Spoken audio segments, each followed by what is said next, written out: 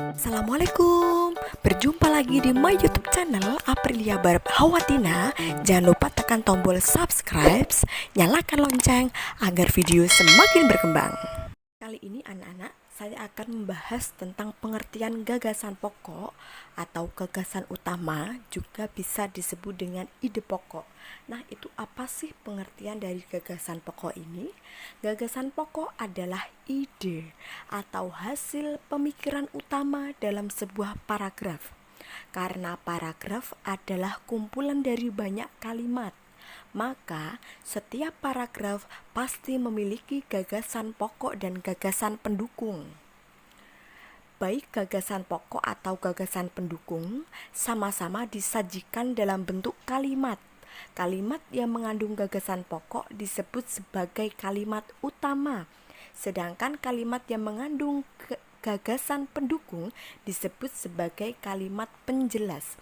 Perlu dicatat bahwa dalam satu paragraf hanya terdapat satu gagasan pokok. Jadi di sini anak-anak bisa dijelaskan bahwa satu paragraf itu terdiri dari gagasan pokok dan kalimat penjelas. Nah, gagasan pokok itu lebih jelasnya bertempatkan di awal paragraf dan di akhir paragraf. Gagasan pokok itu tidak mungkin berada di tengah paragraf. Ini coba diingat-ingat. Gagasan pokok itu bisa ditempatkan di awal paragraf atau bisa kita temui di akhir paragraf. Coba ya. Oke, jadi kita bisa menemukan ide pokok atau gagasan pokok itu dengan cara bagaimana sih?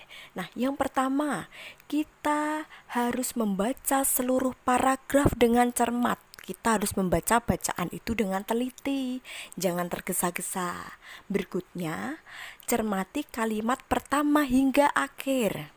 Cermati, kita lihat lagi, kita baca lagi. Kemudian, baca setiap kalimatnya. Tandai ide pokok tiap paragrafnya. Bisa kita tandai dengan pensil ataupun penggaris jika itu merupakan ide pokok. Tandai informasi penting setiap paragrafnya. Nah, ini bila ada bacaan suatu contoh, ada judul pawai budaya. Di situ kita disuruh untuk mencari gagasan pokoknya. Nah, saya bagi caranya ya. Yaitu dengan cara kita harus mengetahui ada berapa banyak paragraf yang ada pada cerita pawai budaya ini. Coba kita sebutkan. 1. Ada kata pawai. Paragraf 2. Di barisan, paragraf ketiga, budaya Bali, paragraf keempat, ada rombongan. Jadi, kamu di sini sudah mengetahui bahwa paragraf dalam cerita ini ada 4 paragraf. Jadi kalau ada 4 paragraf, yang pasti ada 4 gagasan pokok. Karena setiap satu paragraf terdiri dari satu gagasan pokok. Jika paragrafnya ada 4, berarti yang harus kamu temukan ada 4 gagasan pokok. Jadi saat kamu disuruh untuk mencari gagasan pokok, maka kamu tidak bisa membaca cerita itu secara keseluruhan dulu, tetapi kita harus mencari atau membaca paragraf yang pertama dulu.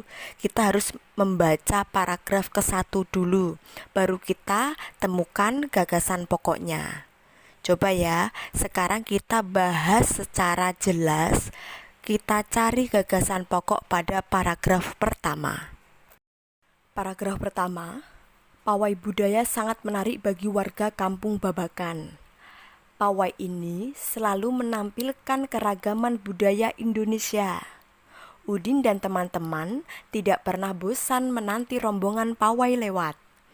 Tahun ini mereka datang ke alun-alun untuk melihat pawai tersebut.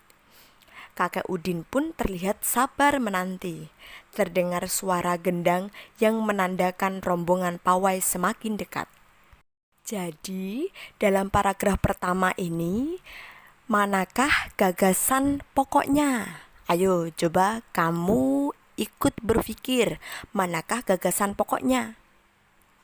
Ingat-ingat kuncinya ya, gagasan pokok bisa terletak di paling awal ataupun di paling akhir. Betul, gagasan pokok pada paragraf pertama adalah pawai budaya sangat menarik bagi warga kampung Babakan. Kenapa? Gagasan pokoknya itu yang terdapat pada awal paragraf. Pawai budaya sangat menarik bagi warga kampung Babakan. Nah, itu adalah gagasan pokoknya, dijelaskan di belakangnya. Kenapa ya pawai itu menarik pada kampung warga Babakan? Karena pawai itu dihadiri oleh banyak orang, melewati alun-alun. Karena juga pawai itu sangat menarik, tidak pernah bosan. Nah, itu sebagai kalimat penjelas yang menjelaskan tentang pawai itu yang menarik. Jadi, ide pokok atau gagasan pokok paragraf pertama itu adalah pawai budaya sangat menarik bagi warga kampung Babakan. Berikutnya pada paragraf kedua, di barisan pawai terdepan terlihat rombongan dari Maluku. Nah, di barisan pawai yang depan itu terlihat rombongan dari Maluku. Rombongan laki-laki mengenakan kemeja putih. Dijelaskan ya, rombongan Maluku tadi, ada rombongan laki-laki yang menggunakan kemeja putih, ada jas merah dan topi tinggi dengan hiasan keemasan. Sedangkan rombongan perempuan mengenakan baju cele. Baju ini terdiri dari atasan putih berlengan panjang serta rok lebar merah. Langkah mereka diiringi oleh suara tifa, alat musik dari Maluku. Bunyinya seperti gendang, namun bentuknya lebih ramping dan panjang. Budaya Maluku sangat unik dan menarik. Betul. Yang manakah yang merupakan gagasan pokoknya ya? Gagasan pokoknya di sini adalah di barisan pawai terdepan terlihat rombongan dari Maluku. Kenapa itu merupakan gagasan pokok? Karena setelahnya merupakan kalimat penjelas. Di situ dijelaskan bahwa barisan yang terdepan itu kan barisan Maluku. Di situ loh ada barisan laki-lakinya, ada barisan perempuannya yang menggunakan rok, ada laki-laki yang menggunakan kemeja putih, diiringi itu loh alat musik tifa yang dari Maluku. Lah, itu kalimat penjelas dari paragraf kedua dari gagasan pokok yang tadi. Jelas ya? Nah, ini aja juga contoh yang paling mudah. Setiap hari Sonja bangun pagi. Dia juga suka membantu ibu memasak dan mencuci. Setiap sekolah nilainya sangat bagus. Sonja memang anak yang rajin dan pandai. Jadi gagasan pokoknya adalah Sonja memang anak yang rajin dan pandai. Contoh berikutnya, hari Minggu ibu pergi ke pasar. Ibu ke pasar naik becak.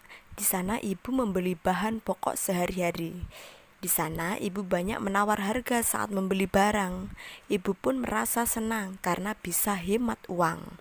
Nah, di situ gagasan pokoknya ada pada kalimat pertama. Hari Minggu ibu pergi ke pasar. Terus dijelaskan, ke pasar ibu itu naik becak. Nah, ibu itu membeli bahan pokok sehari-hari di pasar. Di pasar itu ibu juga banyak menawar harga saat membeli barang. Ibu pun merasa senang karena bisa hemat uang. Jadi gagasan pokoknya adalah hari Minggu ibu pergi ke pasar. Oke, terima kasih telah mengikuti video ini dari awal hingga selesai. Semangat belajar dan semoga bermanfaat. Wassalamualaikum warahmatullahi wabarakatuh.